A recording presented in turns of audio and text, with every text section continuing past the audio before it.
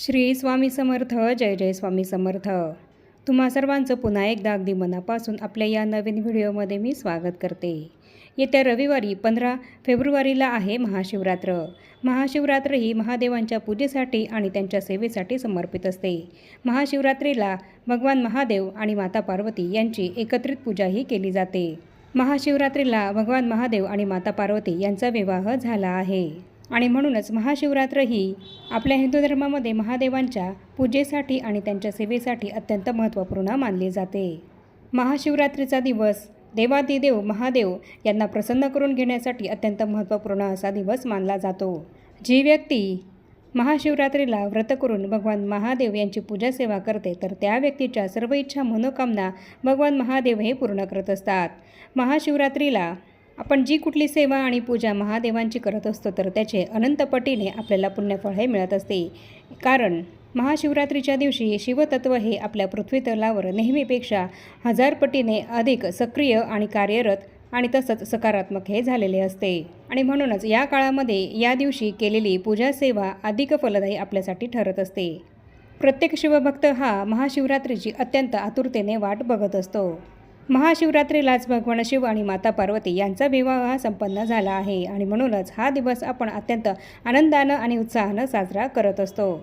महाशिवरात्रीला भगवान शिवांची पूजा सेवा आणि आराधना केल्यामुळे आपल्याला असलेले सर्व दुःख, संकट, अडचणी या महादेवांच्या कृपेने दूर होत असतात. आपल्या हिंदू धर्मामध्ये भगवान शिवांच्या उपासनेला अनन्यसाधारण असं महत्त्व आहे. तर यावर्षी 15 फेब्रुवारीला रविवारी महाशिवरात्री ही साजरी करण्यात येईल. तसं बघितलं तर भगवान महादेव हे अत्यंत साधे भोळे असे देव आहेत. भक्तांनी केलेल्या अगदी साध्या भोळ्या पूजेने सुद्धा भगवान महादेव भक्तावर लवकर प्रसन्न होत असतात. असं असलं तरीसुद्धा भगवान महादेवांच्या पूजेमध्ये त्यांची पूजा करत असताना आपल्याला काही महत्त्वपूर्ण नियम हे पाळायचे असतात. भगवान महादेवांना आपण प्रसन्न करून घेण्यासाठी महाशिवरात्रीच्या दिवशी त्यांच्या आवडत्या प्रिय वस्तू या त्यांना अर्पण करत असतो. पण अशा काही वस्तू आहेत की ज्या आपल्याला महादेवांची पूजा करत असताना त्यांना चुकूनही अर्पण या करायच्या नसतात. महादेवांची पूजा करत असताना काही गोष्टी या आपल्याला टाळायच्या असतात. चुकूनही काही गोष्टी या आपल्याला महादेवांच्या पूजेमध्ये करायच्या नसतात. काही महत्त्वपूर्ण चुका या आपल्याला शिवपूजेमध्ये टाळायच्या असतात. आपल्याला माहीत नसल्यामुळे किंवा आपल्या कळत नकळत काही चुका या शिवपूजेमध्ये झाल्या तर त्याचे दुष्परिणाम हे आपल्याला भोगावे लागत असतात आणि तसंच म्हणजेच आपण केलेल्या पूजेचे फळ हे आपल्याला मिळत नाही आणि तसंच महादेवांचा आशीर्वाद हा सुद्धा आपल्याला मिळत नाही आणि म्हणूनच या काही महत्त्वपूर्ण चुका आपल्याला शिवपूजेमध्ये महाशिवरात्रीच्या दिवशी टाळायच्या आहेत. तर आपल्या आजच्या व्हिडिओमध्ये मी तुम्हाला हीच महत्त्वपूर्ण माहिती सांगणार आहे की महाशिवरात्रीला शिवपूजेमध्ये कोणत्या चुका या आपल्याला टाळायच्या आहेत, कोणत्या नियमांचं पालन आपल्याला करायचं आहे आणि कोणत्या वस्तू या आपल्याला शिवलिंगावर महाशिवरात्रीच्या दिवशी चुकूनही अर्पण करायचे नाही आहेत. याबद्दलची संपूर्ण महत्त्वाची माहिती मी तुम्हाला आपल्या आजच्या व्हिडिओमध्ये सांगणार आहे आणि म्हणूनच महाशिवरात्रीला शिवपूजा करताना तुमच्याकडनं सुद्धा या चुका होऊ नयेत यासाठी तुम्ही हा व्हिडिओ शेवटपर्यंत नक्की बघा. म्हणजे जेणेकरून महाशिवरात्रीला तुमच्याकडनं या चुका होणार नाहीत आणि तुम्ही केलेल्या पूजेचे संपूर्ण फळ हे तुम्हाला मिळेल आणि महादेवांचा आशीर्वाद तुम्हाला प्राप्त होईल. पण त्याआधी जर तुम्ही चॅनलवर पहिल्यांदाच आला असाल तर माझ्या चॅनलला जरूर सबस्क्राईब करा आणि कमेंटमध्ये हर हर महादेव किंवा ओम नमः शिवाय लिहायला विसरू नका. महाशिवरात्रीला आपण अगदी मनोभावे भगवान महादेवांची पूजा केली आणि एकीकडे जर आपल्याकडनं या चुका झाल्या तर भगवान महादेव हे आपल्यावर नाराज होऊ शकतात आणि त्यांचा आशीर्वाद हा सुद्धा आपल्याला मिळणार नाही. तर आपल्याला कोणती चूक महाशिवरात्रीला टाळायची आहे तर महाशिवरात्रीला महादेवांची पूजा करत असताना कधीही आपण शिवलिंगाची पूर्ण परिक्रमाही घालायची नाही आहे. महाशिवरात्रीला तुम्ही एखाद्या शिवमंदिरामध्ये गेलात तर तिथे पूजा करून झाल्यानंतर तुम्हाला त्या शिवलिंगाला पूर्ण परिक्रमा ही चुकूनही मारायची नाही आहे. एखाद्या मंदिरामध्ये गेल्यानंतर आपण ज्याप्रमाणे त्या मंदिराला पूर्ण परिक्रमा ही मारत असतो तर त्याप्रमाणे पूर्ण परिक्रमा ही आपल्याला महादेवांच्या शिवलिंगाला चुकूनही घालायची नाही आहे. महादेवांना कधीही अर्धीच परिक्रमा ही घातली जाते. महाशिवरात्रीला आपण पंचामृत, दुधाने, मधाने किंवा शुद्ध पाण्याने अभिषेक हा करत असतो. तर हा शिवपिंडीवर अभिषेक करत असताना तो आपल्याला कधीही चुकूनही शंखाने करायचा नाही आहे. महाशिवरात्रीलाच नाही तर आपल्याला जेव्हाही आपण महादेवांच्या शिवपिंडीला अभिषेक करू तर आपल्याला शंखाने अभिषेक हा चुकूनही करायचा नाही आहे. पौराणिक कथेनुसार महादेवांनी शंखचूड नावाच्या राक्षसाचा वध केला होता. त्यामुळेच महादेवांच्या पूजेमध्ये शंखाचा वापर करणं हे अशुभ मानलं जातं. शंखचूड हा भगवान विष्णूंचा भक्त होता आणि शंख हा शंखचूड राक्षसाचं प्रतीक आहे आणि म्हणूनच शंखाचा वापर हा आपल्याला महादेवांच्या पूजेमध्ये चुकूनही करायचा नाहीये आणि म्हणूनच महादेवांना आपल्याला शंखाने अभिषेक हा चुकूनही करायचा नाहीये। त्याचप्रमाणे महाशिवरात्रीला महादेवांची पूजा करत असताना आपल्याला महादेवांना हळद आणि कुंकू हे चुकूनही अर्पण करायचं नाहीये।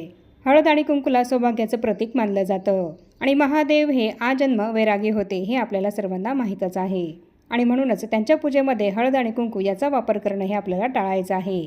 महादेवांना भस्म हे अतिशय प्रिय आहे। भस्म हे महादेवांना लावलं जात असतं, तर हळद कुंकूच्या ऐवजी आपण महादेवांना भस्म हे लावायचं आहे। त्याचप्रमाणे महादेवांना बेलपत्र हे अतिशय प्रिय आहे, पण आपण जेव्हाही महादेवांना बेलपत्र हे अर्पण करू तर तेव्हा ते 3 पानांचं बेलपत्र हे असलं पाहिजे। तसंच ते बेलपत्र कुठेही तुटलेलं, फाटलेलं किंवा खराब असलेलं बेलपत्र हे चुकूनही नसावं।